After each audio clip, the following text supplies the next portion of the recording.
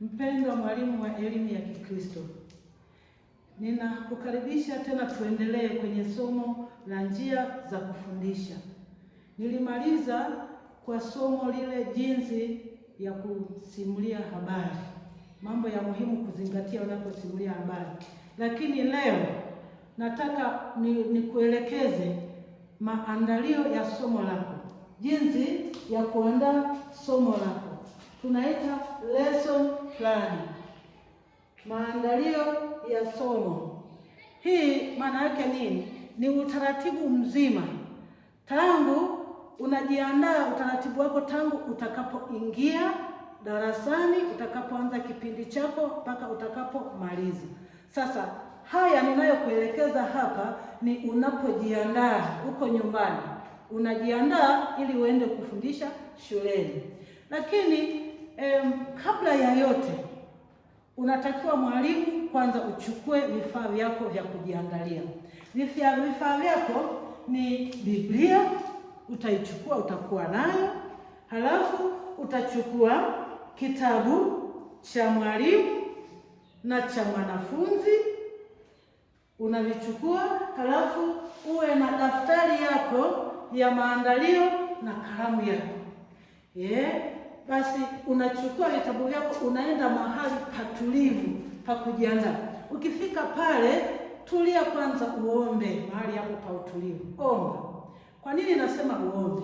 Mpendwa mwalimu, ifahamike kwamba unapofundisha sehemu kubwa unajifunza na wewe mwenyewe. Kazi ya kufundisha ina faida kubwa, ni wakati ambapo wewe unajifunza pia. Pamoja na kuwa utakapokuwa darasani kuna mambo utajifunza, lakini wakati huu wa kuandaa ni kama wakati muhimu wa wewe kujifunza. Ukifuata kumbukumbu, kwa mfano Kumbukumbu la Torati, hebu niandike hapa. Kumbukumbu la Torati kwenye sura ya 6 mstari wa 6 mpaka wa 7 amezungumzia hivi. Kwanza, Mungu anapoagiza kufundisha, anaagiza maneno hayo yatakuwa moyoni mwako. Anasema na maneno haya ninayokuamuru leo yatakuwa katika moyo wako. Ndipo mstari wa 7 anasema kisha uwafundishe watoto wako kwa bidii. Kwa hiyo katika kufundisha, kinachotangulia ni yale unayofundisha kukaa moyoni mwako kwanza. Kwa hiyo hatua ya kwanza, unapofika kuandaa somo lako, umekaa hapo mahali umetulia, omba ili kwanza lile neno unaloandaa likusaidie wewe kwanza, likae katika moyo wako. Halafu hatua ya pili, uanze sasa utaratibu huu niliokuwekea hapa. Uchole hii jedwali, ulichole hili jedwali hapa. Jedwali hili nimekwisha kulijaza ili nisitumie dakika nyingi. Cha kwanza uandike tarehe. Jedwali litaeleza muda. Kitu cha pili litaeleza ni tarehe gani utafundisha hilo somo unalojiandaa, tarehe utakayofundisha. Muda, kipindi chako kitachukua dakika ngapi? Shule gani utakayofundisha hilo somo? Unakwenda kufundisha shule gani? Alafu ni darasa la ngapi utafundisha? Na idadi katika hiyo darasa kuna watoto wangapi? Kisha somo, ni somo gani utafundisha? Halafu ni kipindi cha ngapi? Kwenye utaratibu wa kitabu hiki tunachofundishia, imeandaliwa kwa madarasa ya chini, ni dakika 30 utatumia kipindi chako. Kwa hiyo kwa mfano na hapa kwenye kitabu hiki kuna masomo mengine yana vipindi viwili, masomo mengine yana kipindi kimoja. Sasa mfano ambao nitatumia kwenye maelekezo yangu hapa, nitatumia mfano wa kitabu hiki cha Kueni katika Imani cha darasa la pili. Kila darasa lina kitabu cha mwalimu na kitabu cha mwanafunzi. Hapa kwenye kitabu cha mwalimu unapata maelekezo ya namna utakavyoandaa na kufundisha somo lako.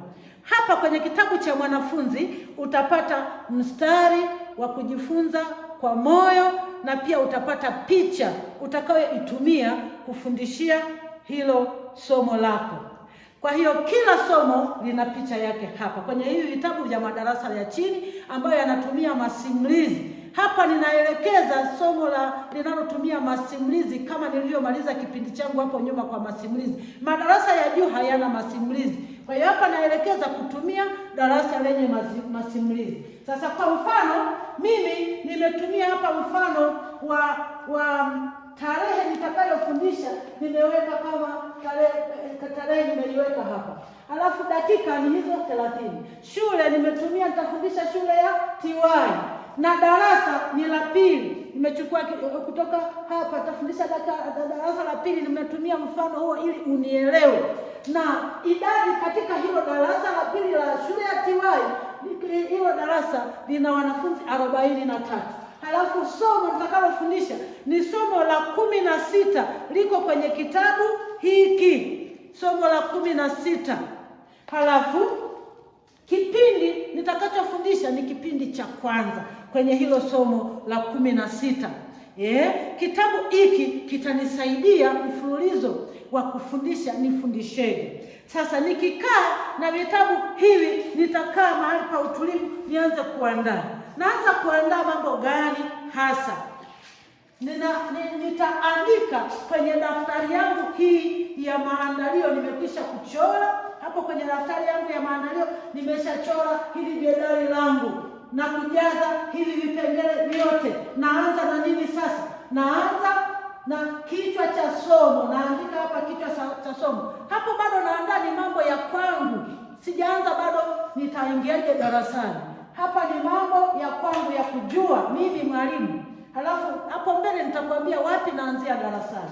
Sasa naandika kichwa cha somo. Somo la 16 kwenye kitabu hiki cha pili cha Kueni katika Imani, darasa la pili, lina kichwa hiki, tumshangilie.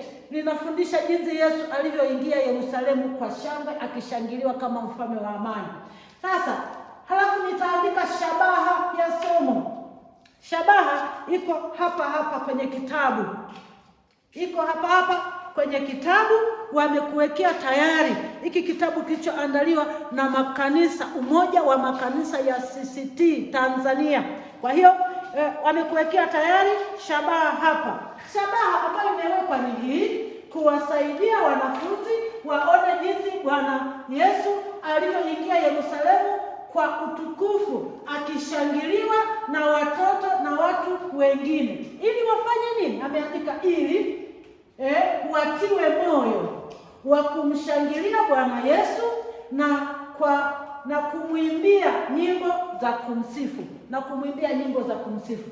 Kwa hiyo shabaha ni hii hapa, ambayo nitakapokuwa nafundisha somo langu, hata ninapoendelea huku chini kuandaa andalio langu, na hakikisha ninaandaa kwa sura ya kwamba ninakapomaliza somo langu darasani, mtoto atakuwa ameelewa Yesu alivyoingia kwenye Yerusalemu kwa shangwe, na ametiwa moyo yeye mwenyewe, atakuwa anamwimbia na kumsifu huyu Yesu kwa shangwe. Atakuwa kimwimbia na kumsifu huyu Yesu. Basi nikishaandika hiyo shabaha ya lengo la somo, na andika kitu kinaitwa maarifa mapya. Maarifa sio mapya, samahani, maarifa ya awali. Haya yanaitwa maarifa ya awali, sio maarifa mapya. Sasa katika maarifa ya awali, haya ni nini? Ni kile kitu ambacho mimi sasa nikiwa hapa nyumbani najiandaa, ninafikiri kwamba hiki mwanafunzi anakijua, ambacho kwa mfano wa hiki ataweza kulielewa somo jipya, maarifa mapya ninayoenda kumpa. Kwa hiyo ninabuni mimi kitu ninachoona kitaendana na lile somo, wataelewa, kitakuwa mfano wa lile somo, wataelewa somo jipya ninalotaka kuwafundisha. Kwa hiyo kwa mfano wa somo hili, mimi nimeona kwamba hiki kwenye daftari, kwenye kitabu hiki hawajakuandikia, ila wameandika kitu kingine mbele ambacho kitakusaidia kwenye utangulizi wa somo, ambao nitakueleza pale mbele. Utapata kitu kama hujaelewa kufanya nini, unaweza kuona kwenye utangulizi, kutakusaidia kupata hiki kwenye utangulizi wa somo pale mbele nitakapokufikisha pale. Sasa hapa mimi nimeona kwamba wanafunzi wamewahi kuona jinsi tunavyopokea kupokea wageni mbalimbali wanapotutembelea, viongozi wakubwa. Kwa mfano askofu anatutembelea au rais anatembelea eneo letu, namna ambavyo huwa tunajiandaa na tunampokeaje. Nimeona watoto wamewahi kuona hicho kitu. Kwa hiyo kwenye maarifa yangu ya awali nimeandika wanafunzi wamekuwa wakiona mapokezi ya viongozi mbalimbali wanapotutembelea. Nimeweka hiki hapa. Halafu hatua inayofuata naandika vifaa nitakavyotumia. Lazima niandike. Haya ni mambo ya kujua mimi kabla ya ile kazi nitakayofanya darasani. Naandika kabisa kwenye daftari langu ninapoandaa, kwenye daftari langu la maandalio. Kwa hiyo hapa ninaandika vifaa. Kwenye somo langu nimeandika Biblia. Kwenye hili somo nimeandika nitakuwa na Biblia pale. Lazima masomo, mwalimu unapoingia darasani, Biblia, kwa sababu unafundisha somo la neno la Mungu, lazima Biblia hata kama hutaitumia iwe pale mezani unayo. Kwa hiyo Biblia nitakuwa nayo. Picha nitakuwa nayo. Picha nitapata wapi? Nimeshakwambia hapa kuna picha. Sasa hizi picha ni ndogo kwenye kitabu. Sasa kama wanafunzi wako ni wachache darasani, unaweza tu kwenda ukaitumia hii iliyopo hapa hivi, wataiona. Lakini kwa sababu wanafunzi wangu ni 43, hata nikiwaonyesha wakiwa mbali, kama kwenye hili somo kwa mfano la 16, unakuta kwamba ni kapicha kake kadogo sana hapa. Kwa hiyo hawezi kuona mpaka wale waliokaa nyuma ya darasa pale mbali. Itatakiwa niwe nimeikuza, nipate picha kubwa. Nimeandika hapa nitakuwa na picha. Kwa hiyo inanipa nikiandika hapa kwenye kitabu ninapoendelea kujiandaa, maana unajiandaa mapema kabla ya siku yenyewe, siku zingine nyuma yake. Kwa hiyo hapa katikati nitafute picha kubwa niendelee kujipanga. Alafu nimeandika matawi na nguo. Hili somo kwa sababu leo mimi nakupa mfano, habari ya vitendo imeandikwa kwenye kipindi cha pili. Lakini mimi leo kwa sababu nakuonyesha mfano, nimeingiza kwenye hiki kipindi cha kwanza, kwa sababu sitapata muda tena wa kurudia nikakuonyesha kipindi cha pili. Kwa hiyo hapa nakuonyeshia mpaka pale ili kwamba ninalisikiza somo langu ili pale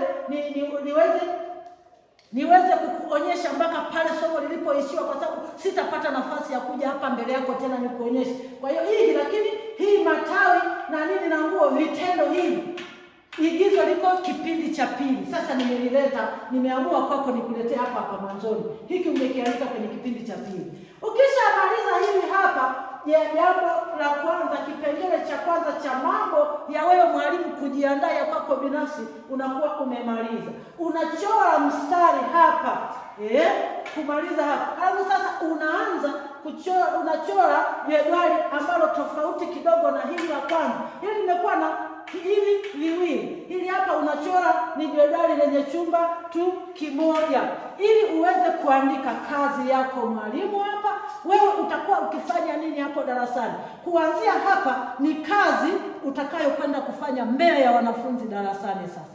Kwa hiyo ukishaingia darasani unaanzia hapa. Hapa yalikuwa maandalizi yako kujaja darasani. Umeingia darasani unaanza hapa. Sasa kwanza hapa una kazi utakayokuwa unafanya wewe. Kwenye ubao utaandika nini mwanafunzi akiangalia. Halafu hapa mwanafunzi atakuwa akifanya nini. Sehemu ya kwanza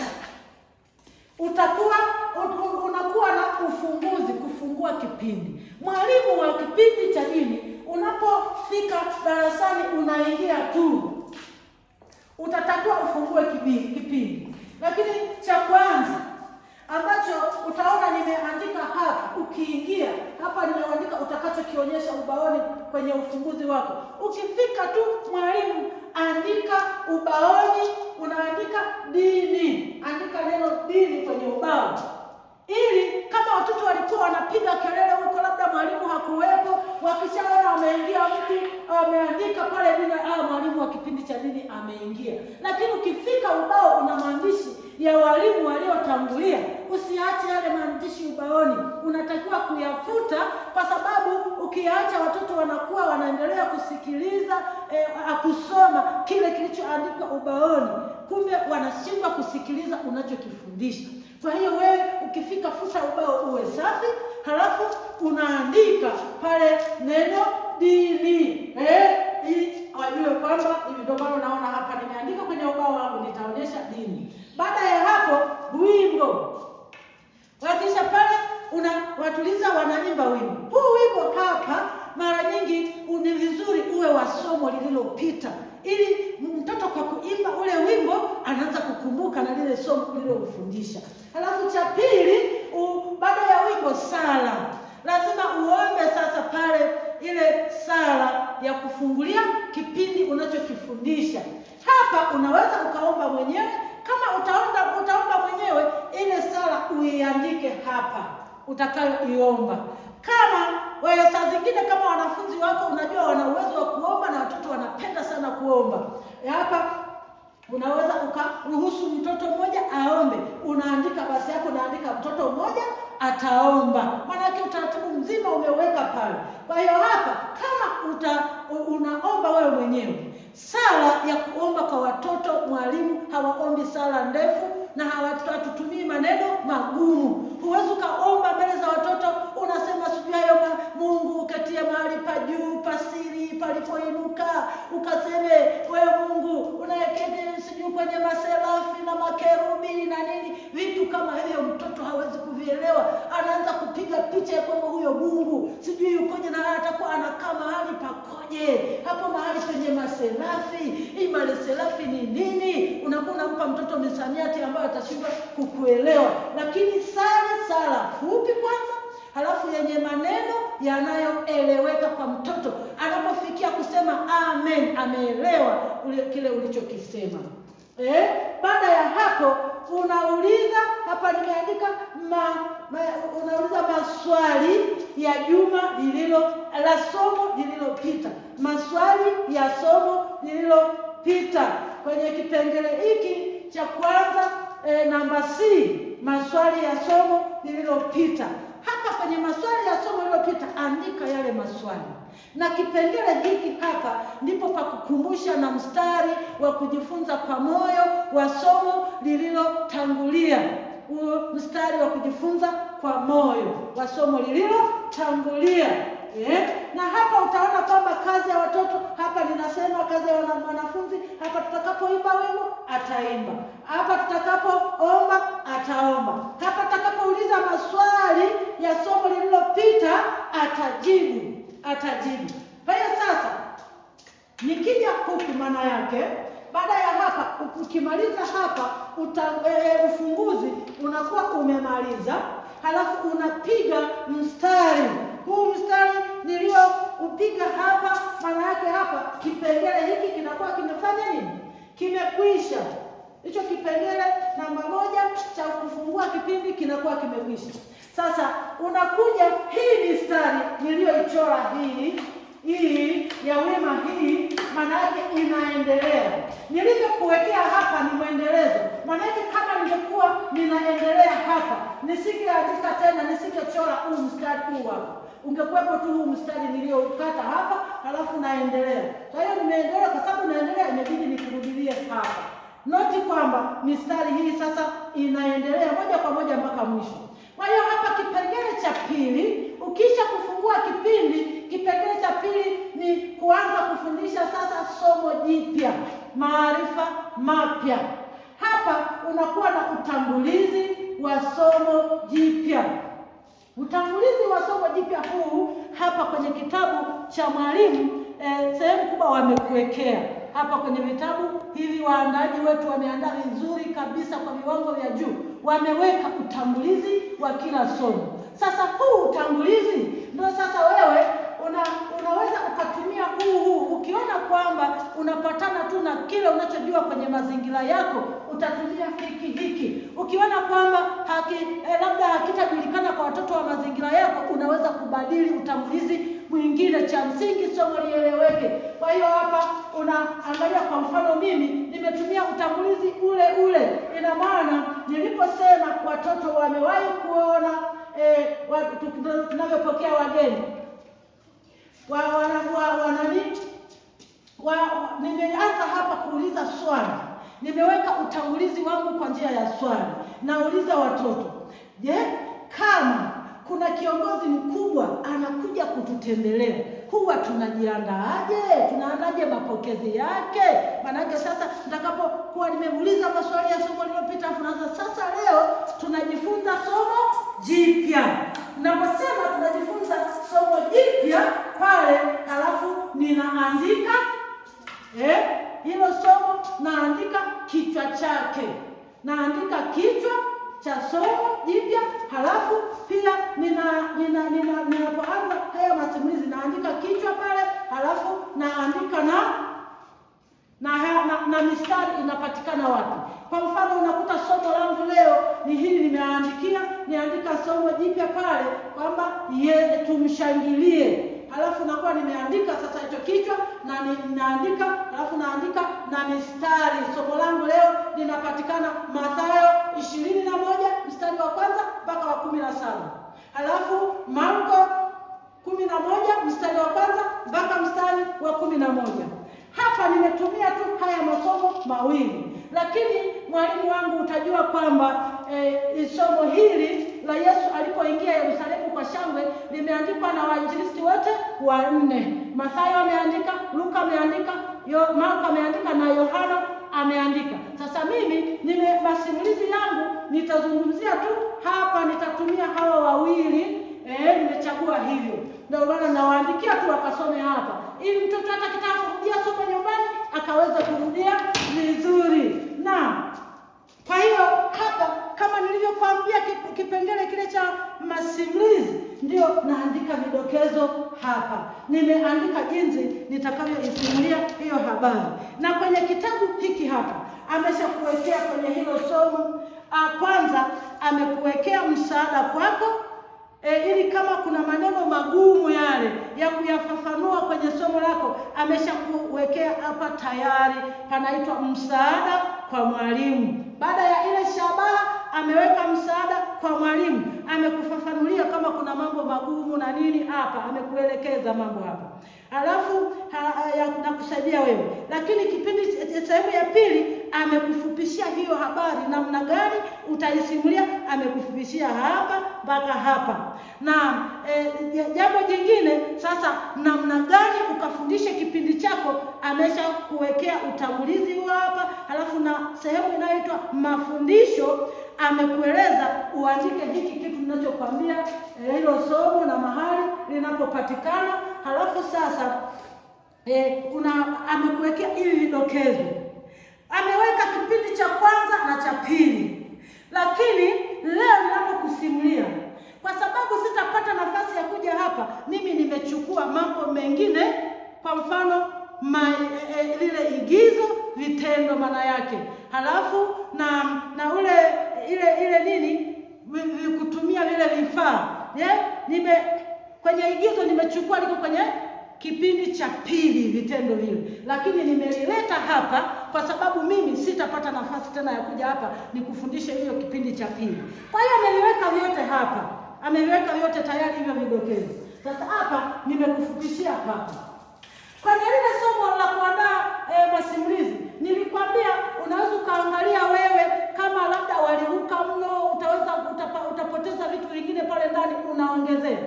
Lakini kwa namna hiyo hiyo nimefanya hapa, kuna vitu kidogo nimeandika vile vile walivyoweka, au saa zingine unaweza kuona lugha waliotumia kwako haitaeleweka vizuri, ukatengeneza lugha yako nzuri, kwa sababu vile vinakusaidia wewe kwamba ukasimulia vizuri habari yako. Sasa mimi hapa kwa mfano nimeandika vile yote, ila nilipofika hapa kwenye walivyoimba nimeongeza kwenye kile kitabu walivyoimba watoto, ambayo sasa nimechukua kwenye somo. Kwenye kitabu hiki wamesema nitumie somo hili la Marko 11:1 mpaka 11, lakini mimi nimepata kutoka Mathayo 21 mstari huu wa 15b kwamba kumbe watoto waliimba tofauti. Ukiangalia kwenye hili hapa hawajaeleza watoto walivyoimba, lakini Mathayo nimeona niliyopewa ile mistari na waandaji, kumbe kwa Mathayo wameeleza watoto walivyoimba.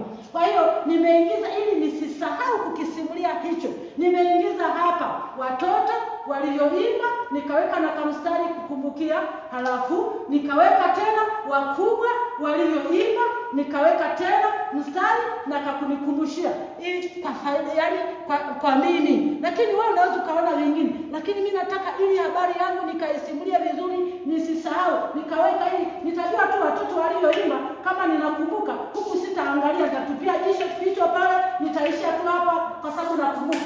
Lakini kitokea nimesahau, ili nije hapa tena nijikumbushie kidogo kwenye kadaftari kangu pale kama angalia. Kwa hiyo ninaposimulia, nikifika hatua hii hapa, unaona kwamba nimeandika hapa mbele picha. Sasa maana yake ndio ile picha kwamba nikifika kipengele hiki nitaonyesha. Sasa inatakiwa mtoto unapomwonyesha ile picha yako, unapomwonyesha picha, haangalii tu, unamuuliza maswali. Unauliza maswali hapa. Kwa mfano, huyu unadhani atakuwa ni nani? Halafu anasema, unadhani na huyu aliyempanda anaitwa nani? Yaani unauliza. Kwa maana hiyo hapa ilitakiwa niingize tu maswali walao nitakapokuwa na ulizia nikisimulia vipengele hivyo. Sasa unaandika na tumaswali na tumajibu twake. Kwa hiyo wanapoangalia picha huku unauliza maswali. Sasa baada ya hapo unamaliza masimulizi yako. Kimaliza kipengele hiki cha masimulizi, unapiga tena mstari kwamba umemaliza masimulizi yako. Na kwa haya masimulizi, kwa sababu ninapojiandaa unagundua kwamba kumbe mstari wa moyo uko ndani ya haya masimulizi. Manake hapa nitajitahidi kufanya vizuri sana kuhakikisha wanakariri maneno haya, kwa sababu kule mbele najua nina mstari wa kujifunza kwa moyo uko, kumbe ni hapa. Nikifundisha hapa naweza kudokezea pia kwamba lakini huu mstari huu ndio utakuwa wa kujifunza kwa moyo leo, na utakuwa mstari wa kujifunza kwa moyo. Alafu nakaririsha vile. Alafu nikija hapa kinachofuata ndio mstari wa kujifunza kwa moyo. Kwa hiyo maana hiyo kwamba kama huu mstari wa kujifunza kwa moyo hauko ndani ya yale masimulizi, maana yake nikimaliza kusimulia inatakiwa sasa ni wafundishe mstari wa kujifunza kwa moyo. Lakini kuna kitu kinaitwa wimbo. Naweza kuwafundisha tena na wimbo wa hilo somo. Sasa mimi mfano wa somo langu hili ninalolifundisha, wimbo natumia haya yaliyo ndani ya somo, na mstari wa moyo uko ndani hapa kwenye hili somo, kwa sababu huo mstari wa kujifunza kwa moyo ni Mathayo 21:9b. Uko mstari wa 9b. Kwa hiyo nikifundisha hapa alivyosema, halafu nawatajia hapa kwamba hivi wakubwa walivyoimba, huo ndio mstari wa kujifunza kwa moyo kwa leo. Halafu wanarudia. Sasa nikifika hapa basi itakuwa rahisi, sitatumia muda mwingi zaidi. Sasa kwa sababu nimewaambia kile kitendo vile vitendo ambavyo viko kwenye kipindi cha pili nimekuletea hapa, kwa sababu sitakuja hapa tena kukuonyesha kipindi cha pili. Manake ningekuwa naingia kipindi cha pili, ndipo sasa hapa ninapofundisha mstari wa moyo hapa ninaingizia pia kwamba kwa sababu wameshajifunza, wamerudia kule, wamerudia yale maneno. Hapa nasema hebu tujaribu sasa. Mmoja nani anaweza kuigiza kama punda? Kama mwanapunda, watoto wanapenda sana maigizo. Basi watatokea pale mtoto mwingine atakaigize kama punda. Au tutasema kuna nani anapenda aigize kama Yesu alivyopanda mwanapunda? Halafu mtoto atatokea, atakuja pale mbele. Halafu na vitu vyangu hapa nilivyoviandika vifaa vile kwamba matawi na nguo nitakuwa nilishaingia navyo, nilishavificha tayari kwenye kimfuko changu pale, nilijifichia pale. Kwa hiyo sasa hiyo navitoa. Halafu na wapa yule mtoto anayeigiza kama mwanapunda atakuwa amefanya hivi. Akiwa amefanya hivi, halafu nachukua mimi kile kitambaa changu nilichokiweka kwenye nani, na mtandika pale, kwamba wakamtandikia hivi punda aliyofika.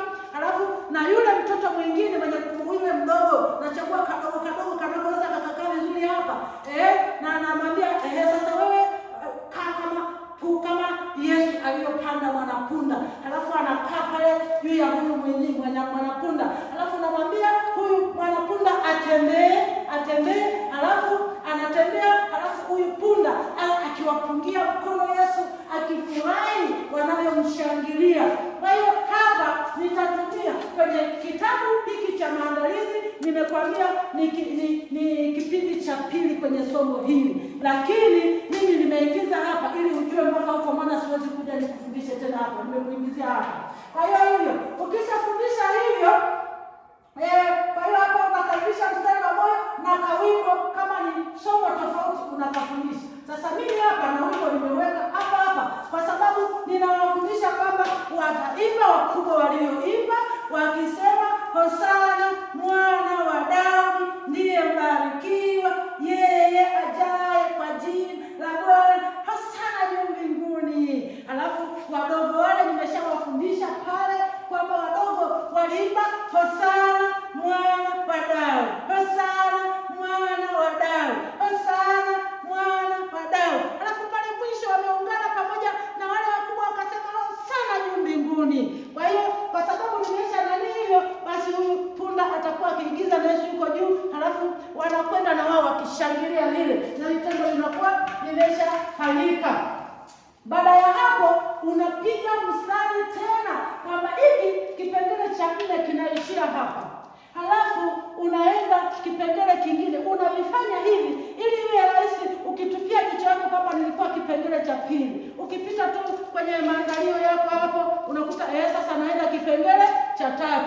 Sasa naenda kipengele fulani. Kwa maana unapiga mstari kutenganisha na unaandika kwa vizuri. Sasa kipengele cha 5 ninaita kukaza maarifa, kukaza ujuzi. Maana yake nini? Hapa ni kwamba sasa unarudi kwenye shabaha yako kule, unafikiri ulivyofundisha. Kitu cha kwanza kwenye shabaha nasema watoto waone Yesu aliyoingia Yerusalemu kwa utukufu kama mfalme wa amani. Sasa una kipengele cha pili, ili atiwe moyo mtoto wa kumsifu na kumwimbia Bwana Yesu, kumsifu kwa njia ya nyimbo. Sasa hapa ndio kuhakikisha unakaza hayo maarifa, kuhakikisha huyu mtoto anakuwa atamwimbia Yesu atamsifu Yesu, ametiwa moyo vizuri. Yaani anapotoka hapa leo, ninapoondoka, huyu mtoto atakuwa mtu wa kumsifu Yesu na kumwimbia. Kwa hiyo hapa ndio unakaza hayo maarifa. Na sasa mimi nimetumia njia ya maswali. Nimeamua kukaza maarifa kwa njia ya maswali. Nimeweka maswali hapa, maswali kama 3.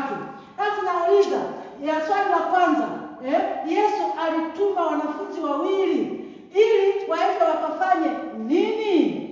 Halafu naandika na jibu ninalotarajia kwamba huyu mtoto atanijibu. Nafungia hapa mabano.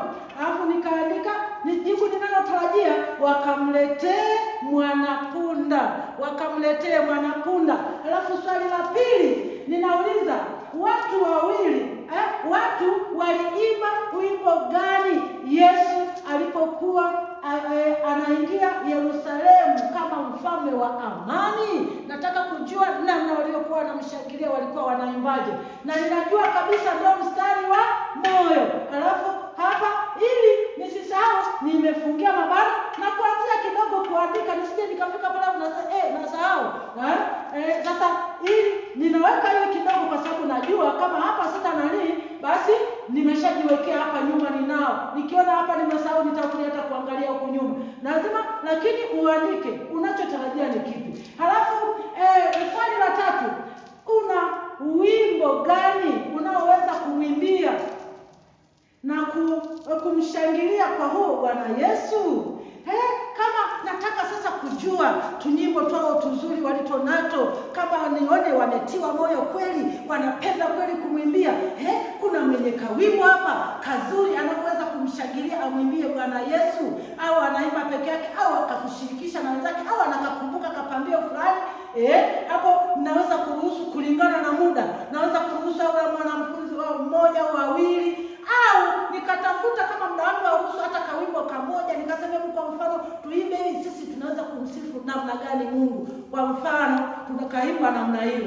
Kwa hiyo hapa na hiki kitu kama ninavyokuambia kipo kwenye kipindi cha pili, kwa sababu sasa mimi sitaweza kurudi hapa nikufundishe tena, nimekuchukua na hiki nikuletee kwamba hapa ili somo lieleweke unafanya hivi. Kwa hiyo hiki hapa na kile cha vitendo, hivi viwili nimevichukua kwenye lile somo la pili, kipindi cha pili pale chini. Baada ya kuwa sasa umeelewa hapa vizuri kabisa kwamba hivi mtoto amenielewa, basi jambo la sita hapa, wimbo ule wa somo. Kama ulifundisha hapa tayari, ulishafundisha wimbo wa somo hapa juu, baada ya mstari wa kujifunza kwa moyo, sasa urudie tena uone ule mstari wanakumbuka.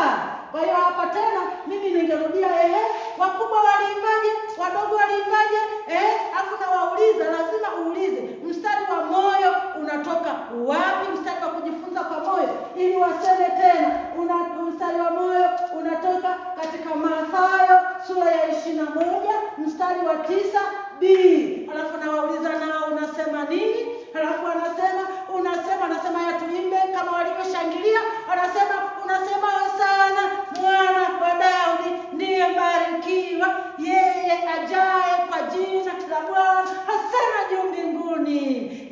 Alafu wanafanya hivyo.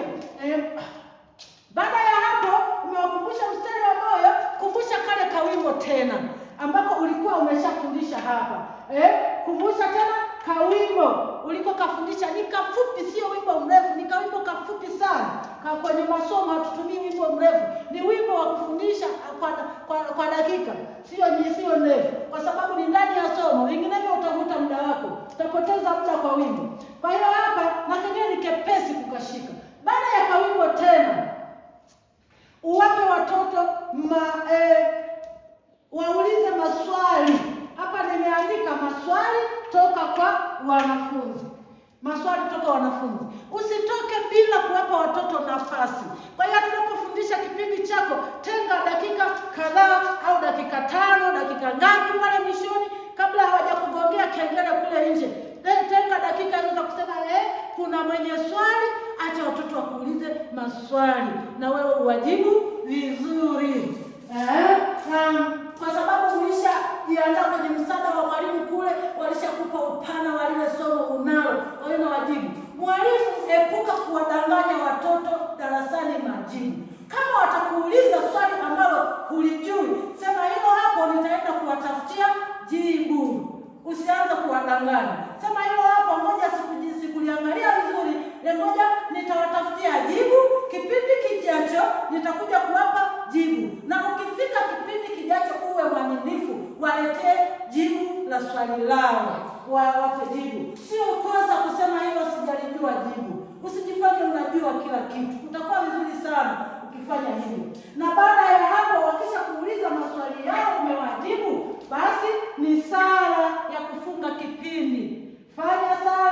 Hapa mnashauri mwalimu, sali wewe mwenyewe mwalimu. Sali wewe ili upate nafasi ya kuwaombea wao, kuombea walimu wao, shule yao na wazazi na walezi, ili uombe ukabali vitu muhimu uwaombee wao. Ni vyema ukisali wewe, pale mwanzoni wakisali wao sio mbaya, lakini hapa ukasali wewe ni vizuri zaidi. Nasema ni vizuri zaidi, sio lazima, lakini ni vyema ukisali mwalimu ili uombee mambo makuu namna ile. Baada ya hapo kipindi chako kinakuwa kimeisha, waage watoto uende nyumbani. Lakini sasa hapa kwenye maandalio yako hapa maanake ulikuwa unajiandaa kule nyumbani, haujafika bado kufundisha darasani. Hii yote ni kazi yako, unaiweka, ni kipindi unaiweka kwenye daftari na unavuta ile picha kwamba nikifika pale nitafanya hivi na hivi na hivi, kama nilivyokuwa nikikueleza hapa. Ni huko nyumbani umejipanga hicho kitu chote, unakiweka kichwani, umekiweka kwenye daftari, mtiririko utakao utumia kule darasani. Kwa hiyo sasa ukimaliza hapa, ukirudi sasa nyumbani kule ulipokuwa ukijipanga au sijui popote, ukatulia sasa, ufanye, nimekiandika kitu hiki hapa. Fanya panaitwa maoni ya mwalimu, kwenye mabano nimeandika tathmini. Maoni ya mwalimu kwenye mabao tathmini. Ujitathmini mwenyewe, unaonaje kazi yako? Lengo lile wamejua Yesu alivyoingia Yerusalemu kama mfalme wa amani, halafu unadhani wametiwa moyo sasa, watakuwa wakimsifu na kumshangilia huyu Yesu kwa nyimbo. Hili lengo limefikiwa? Maana yake kama halijafikiwa, andika maoni hapa kama limefikiwa au halijafikiwa. Uandike kwamba somo halikufikiwa, lengo halikufikiwa, nitarudia somo kipindi kijacho. Au unasema somo, unasema kwamba namshukuru, somo limefanikiwa. Mungu akubariki. Nifuate tena kwenye kipindi kitakachofuata. Ubarikiwe sana.